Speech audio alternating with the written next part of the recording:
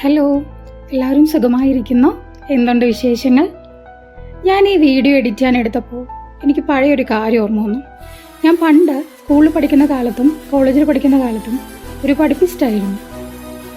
പഠനം മാത്രമായിരുന്നു ആ ടൈമിൽ എൻ്റെ മൈൻഡിലുണ്ടായിരുന്നത്. അതിനുശേഷം ജോലിയിലോട്ട് പ്രവേശിച്ചപ്പോൾ ഫുൾ ടൈം ആ ഒരു മൈൻഡായിരുന്നു.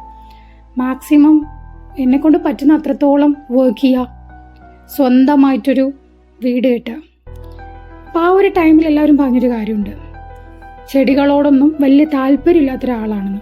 പല രീതിയിൽ അത് കളിയാക്കലായിട്ടും ഞാൻ തന്നെ കേട്ടിട്ടുണ്ട്.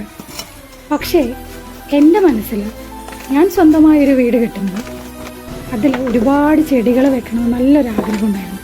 ഇന്ന് എൻ്റെ അൽഹിദായയിൽ ഞാൻ ഫുള്ളായിട്ട് ചെടികൾ വെക്കുകയാണ്.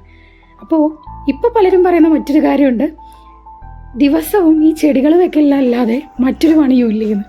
അപ്പോൾ നമ്മൾ മറ്റുള്ളവരുടെ അഭിപ്രായം കേട്ടുകൊണ്ടിരുന്നു കഴിഞ്ഞാൽ നമ്മളൊന്നും ആവില്ല.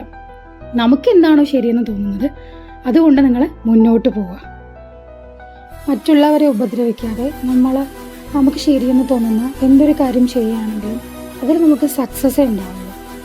അപ്പോൾ നമുക്ക് ശരിയെന്ന് തോന്നുന്ന കാര്യങ്ങൾ ചെയ്ത് നല്ല രീതിയിൽ എല്ലാവരും മുന്നോട്ട് പോവുക. അപ്പോൾ ഞാൻ ഇത്രയും പറഞ്ഞപ്പോൾ നിങ്ങൾ വിചാരിക്കുക ഞാൻ ചെടി വെക്കലിനെ നിർത്തിയോ? ചെടി വെക്കൽ നിർത്തുന്നില്ല, അതിനിയും തുടരുന്നതാണ്.